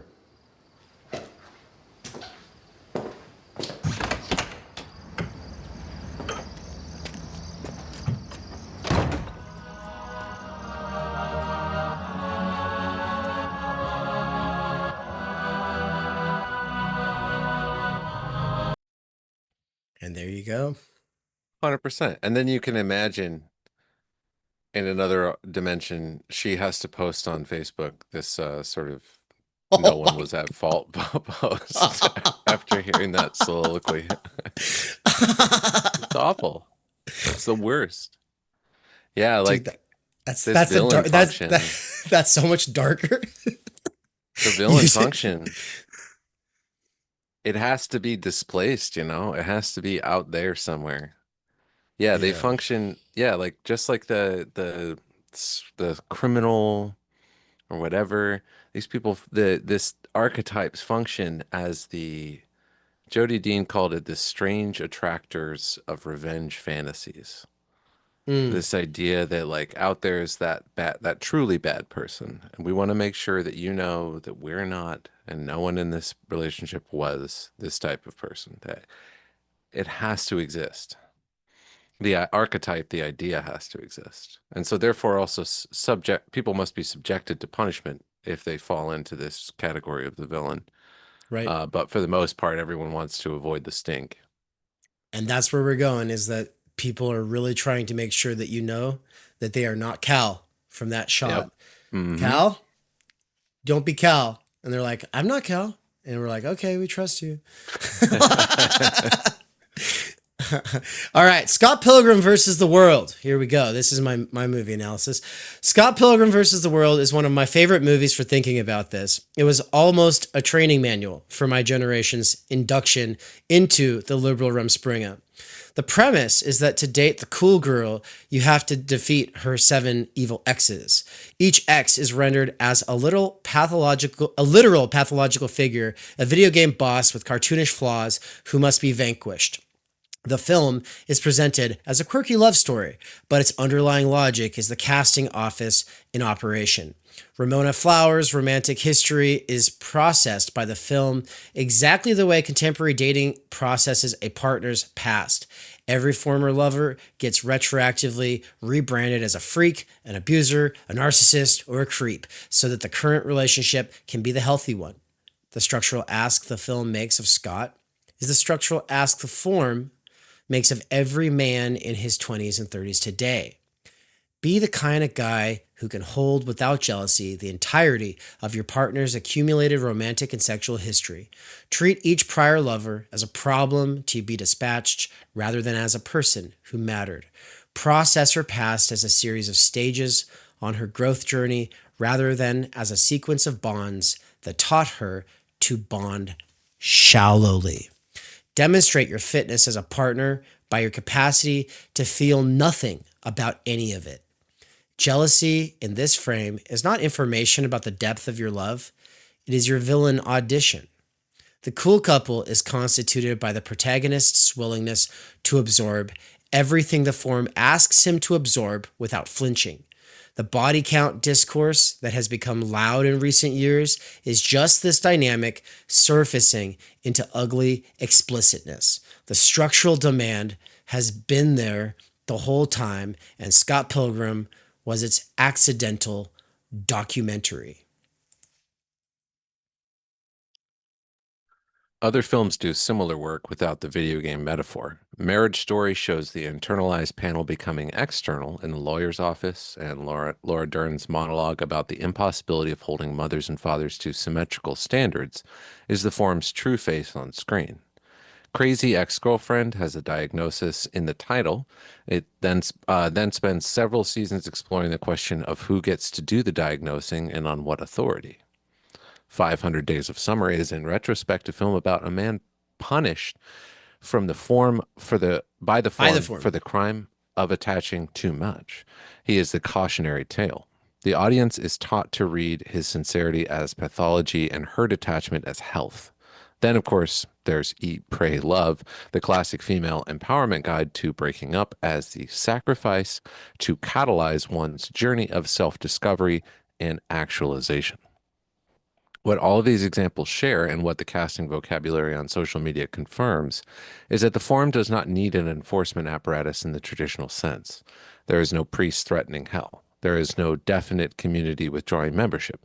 There is no official court stripping you of your rights. The enforcement is much lighter than that and much heavier in its effect. The forum enforces itself through the simple fact that the alternative to performing the script is being cast in the villain role. And casting is now permanent, public, and searchable. Your ex can post about you. Their friends can post about you. The post can be quoted, screenshotted, and circulated indefinitely. The diagnostic vocabulary that gets attached to you in that post will follow you. It will be there when the next person you date searches your name. You do not need a court to make people behave a certain way. You just need to make the alternative unspeakable. People will perform the script to avoid being cast as the villain because the casting is permanent and the redemption arc is not on offer. This is a heavier form of social control than the priest, the community, and the court combined, because it does not require any of them to be present. It only requires that you have learned to fear, more than anything else, the moment when someone you love writes a post about you. 7. Why none of this can be pro-civilizational. Quote by G.K. Chesterton. It is the nature of love to bind itself, and the institution of marriage merely paid the average man the compliment of taking him at his word. The forum fails as a civilizational norm for reasons that are worth stating plainly, because the diagnostic vocabulary is not on offer in the script we just walked through. Consent is present tense. Civilization runs on futures.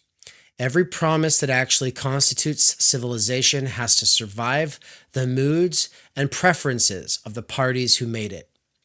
Marriage, kinship, inheritance, the raising of children, citizenship, stewardship. These require binding that outlasts feeling. A culture whose only moral grammar is consent is all that matters turns every vow into a rolling subscription, cancelable the second the feeling shifts. A culture with no other moral grammar cannot sustain any institution that requires duration. Duration is what civilizations are. Natality breaks the frame entirely. Children do not consent to their existence, their parents, their upbringing, or the obligations their parents take on for them. A culture that recognizes only transactions between autonomous adults has no vocabulary for the non-consensual core of civilization. This is why the breakup post for couples with kids has to do so much work to insist that we will continue to show up for our children with intention, presence, and care. The post knows, at some level, that the children are the part of the situation the script cannot account for. The performance has to fill in for what the form lacks. And I just want to say, like, I'm not anti-divorce. I'm anti this destigmatization of it, because then the marriage vow makes no sense. Like, the whole point is, like, we're all in this together. We're going to take this seriously. And this attitude of shrugging and saying, oh, well, probably for the best, is insane and civilizationally suicidal. Like, that's the point. And it's really bad for children, though a divorce can be good for children. And so I'm not, so conservative or whatever that I'm like over here saying that a divorce can't be good for the kids. It can be, but the assumption should never be that that's true. And it's just like, I'm sorry, like, it's a terrible, terrible thing to go through that. And there's a weird way that the shock troops of cultural capital, do this thing where it's like, oh, terrible thing is fine, actually. And it's just like, no, it's not. It's okay to say it's not. Let me keep going here. Gifts do not settle up, right? Or is it natality? No, it's natality, right? Gifts do not settle up. Civilizations are built on gifts. No, this is it. Right. Yeah. Okay, gifts do not settle up. Civilizations are built on gifts that are paid forward, not back instantly. These gifts are given without expectation of repayment, or the expectation is that repayment goes forward to the next generation rather than back to the giver. A relationship structured by exit clauses and continuous renegotiation cannot receive a gift and cannot give one. It can only run exchanges. The breakup post is the closing of the books at the end of a long exchange. We have done this work. We hold each other in deep gratitude for what we built. This is the sound of an audit, not a mourning. Exit is the structural signature of the form. Staying is suspect. Enduring is codependence. Melody Beatty strikes again. Shaping yourself to a binding past, the moment that bound you. Shaping yourself to a binding past, the moment that bound you is read as failure to honor your own growth. A culture that valorizes exit is entropic by definition. The breakup post is the liturgical celebration of the exit, dressed up as a graceful transition. Consent alone cannot make qualitative judgments. A civilization has to be able to say that some forms of life are better than others, independent of whether the parties in them agreed. The breakup script forbids this. You can never say this is a degrading way to live about anything two adults freely choose, including the choice to spend a decade together producing a portfolio of curated breakups. The therapist will gently note that judgment is not your work. The lawyer will advise you to keep that opinion to yourself. The PR rep will explain why the post should congratulate everyone involved on their courage. None of this is accidental. The form is not a failed civilizational norm. It is the refusal of civilizational norms in the name of autonomy. The breakup post is what that refusal looks like when it has to write itself down. Yeah, I love this. I think the failure of norms to be able to govern us is lurking behind all of this. And the absence are what it looks like now.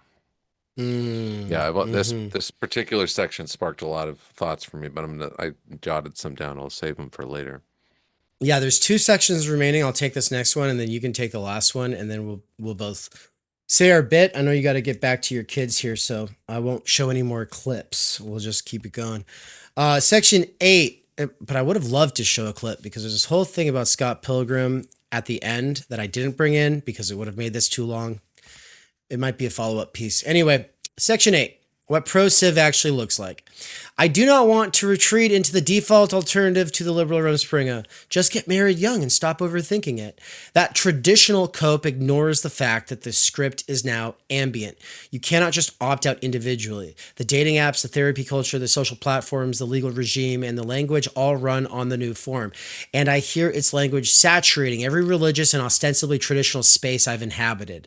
Even the people who marry in church at 19 often find themselves by 33 narrating their lives in the dialect of the internalized panel without ever having signed up for it. I have a good friend who is that guy. What pro-civilizational dating and partnering would look like is something different. I do not suggest that I have it figured out, but let me paint a picture that is more plausible than what's currently on offer. I would treat dating as structured and oriented towards something with parents and community involved instead of relegated to background information. Dates would be things that first happen at community events, and that community would be defined by its intergenerationality and local embeddedness. It would treat marriage as a binding form, not a customizable agreement. And by the way, what I mean is like bring back community dances, that kind of shit. It would refuse to soft launch and soft exist because it would understand that the audience is part of the problem. It would have categories for failure that are not also categories for personal growth. When marriages did fail, and some always will, the breakup would be mourned, not branded. It would happen in private because privacy is what the wound deserves, not because privacy is what the optics demand. The community would absorb the shock instead of leaving the individual alone with their internalized panel. And at the same time, that community would not be fragmented into a standing reserve of perpetually adolescent friends who just enable the liberal 𝗏𝗏𝗏𝗏 like they're the lost boys in Neverland. Children's needs would come first, not co-parenting dynamics. The end of a marriage would be acknowledged as a death rather than a rebrand. Most of all, pro-civ partnering would refuse the mature, adjusted, independent template as the unquestioned good. The template is not maturity. It is a particular ascetic discipline imposed by a particular form of life, and that form of life is antinatal, anti-binding, and anti-future. Refusing the template is not regression. It is the precondition for any future at all. Part 9, the real cost. The unconscious or the conscious uncoupling capable subject is sold to you as the free, evolved, adjusted person. The alternative is presented as repressed, naive, codependent, or trad cope. What is hidden in this picture is how much you have to give up to be the subject, that subject in the first place. You have to give up the part of yourself that can take a vow and mean it past the moment of utterance. You have to give up your moral vocabulary and replace it with a clinical one. You have to give up the people who would catch you if you fell, because a community of vow keepers will not catch a vow breaker without judgment. And you have learned to fear judgment more than you fear isolation. You have to give up the children you might have had with someone you might have stayed with in favor of the option keeping that intentional dating requires. You have to give up the freedom to mean what you say in exchange for the freedom to update what you said the moment it stops serving you. You have to spend your time energy every day on the maintenance of a symbolic order that an inherited form would have given you for free. You have to do this without a community to share the load. You have to do this whether you can afford it or not, because the form is now ambient and opting out individually is not on offer. You have to do this even when the disposition that lets some people run the form gracefully is not yours, in which case you will pay the cost twice. Once in the time energy of the maintenance, and again in the suppression of the parts of yourself that the form requires you to mute. That is not freedom. That is a radically anti-civilization, anti-family, and anti-actualization form of social control. And it lives inside your head, where it cannot be located, named, or escaped without using its own tools against it, which is what we are doing here. The choice was never between rules and freedom. It is between which shape we let form us. The conscious, uncoupling, capable subject has been formed at enormous personal and civilizational cost, and the breakup post is the document the form leaves behind. If you want to date and marry and stay married in a culture that has forgotten the word vow and replaced it with agreement, you're going to have to fight for it. You're going to have to refuse the script. You're going to have to find people. You are going to have to find the people, the institutions, and a form of life that can support a binding without the therapist, lawyer, PR rep panel inside your head. That is not less freedom. That is the only freedom that has a future. Thanks for reading. And thank you for reading. Happy to. It's a good piece. Yeah, I think the problem, one of the problems that you don't elucidate here necessarily, but it's all tangential, is this sort of idea is that, like, we lose the freedom to become resilient people who are capable of transcending what are transient moods and feelings. And we allow the exchange principle of capital to invade even our most intimate and personal social relations, such that ledgers have to be balanced, records have to be kept, everyone can opt out at any time. We're all just like consumers of one another's personal brands here, and maintainers and curators of our own personal brand. Yeah, and it's also like it's a double-sided problem. I don't want anyone who's listened this far to get the impression that, at least for me anyway, that I think of this as like condemning a type of person. This is far too ambient and far too pervasive a problem. And that speaks to the fact that a community does not exist. The community that would normally provide the recognition for a couple who took a vow and keep a long marriage that is quote unquote productive in a traditional sense, aka you had children, you merged your lives together, and it was difficult. There is no community which is capable of recognizing that.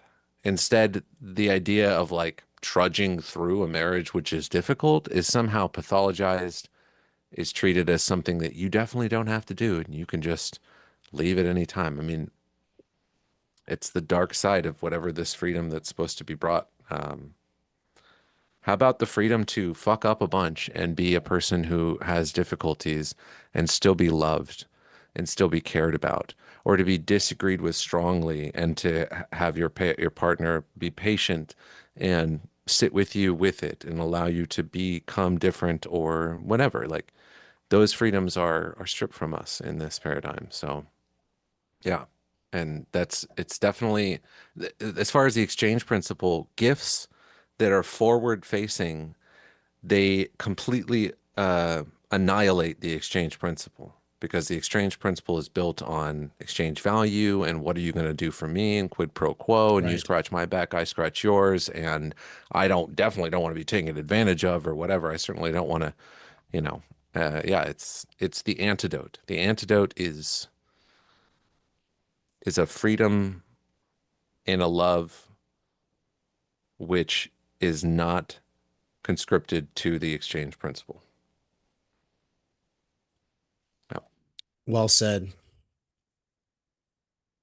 Yeah, the gift economy and the logic of gifts. I think even in Graeber, it like in Debt, the first 5,000 years, if I remember correctly, even in Moss with his The Gift, which is where Graeber gets a lot of that, if I remember correctly, this temporal aspect is not really stressed. Like the paying it forward is the point. Like that's the pro-civilizational thing. I don't think that's really the point. The point with them is usually just like the gift is supposed to overflow and not be something that's paid in square, paid off in full. Like it's, oh, now we're square. Like that tends to be the emphasis and it's important. But yeah, the idea that it's like, yeah, you don't pay back, you pay forward. And I think that strikes a chord in all of us, because it's like, well, yeah, of course. And with parents especially, it's like, you're not supposed to pay that back. Like to some extent you can when they're old, but that's not the same thing as like paying it forward by trying to do what they did better. Mm-hmm. Yeah. Mm-hmm. Yeah, it's the same thing Studebaker was talking about last year with the idea of justice being forward-facing or backward-facing. Certainly as a split between two different types of people. Do I need to get mine, or do I need to try to change the paradigm for the future generations?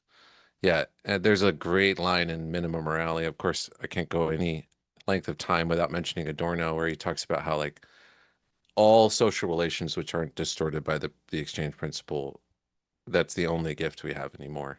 People are forgetting how to give gifts. This was true in the 50s. So this has been a long march towards where we are now. No, man, the baby boomers and now the Xers are they're the grandparents and old parents who aren't quite grandparents just yet, that we're all surrounded by, and we're all about to join them as millennials. And we can look at them as the product of 100-year-long process. Of course, we can say it's longer than 100 years, and it is. I mean, we could talk about the rise of capitalism, commerce, the exchange value principle taking over everything else, blah, blah, blah. But specifically, the 20th century brings additional changes in the medium, in war, so economic depressions and wars are not a new thing, but with the technology being what they were in the 20th century, they become a new thing. The scale becomes new. Genocide wasn't new. the scale becomes new, right? Like that kind of thing. And so it broke humans. It broke the human spirit, and it led to what I call the society of divorce. And so when I think of duopoly extremism, I think it's the natural, gendered conclusion of this society of divorce thesis playing itself out in the hearts of all of us. And so, it's where we find ourselves. The question is like what to do with it. And I'm not pessimistic at all. This is just the ruthless critique of everything in existence. That doesn't mean it ends there. Yeah. Absolutely not. This is a call to action. The first step is naming what's wrong. The second step is honestly, I'm a bit of a bootstrap Nietzschean in this regard. This is where it begins. Then we have to become exemplars of people who resist this paradigm. We have to, friendship and love and companionship and binding oneself to one another is the bridge over the abyss of our current social relations. So. All right, man. Well, I know you got to go. This has been awesome. I really appreciate you. Thanks for being here and doing this. So, Me too. Thank you, Dave. This was great. Yeah, it's been a while and it was fun catching up and doing this. And so, let's do it again soon. Take care, man. All right. See you later. All right. Peace.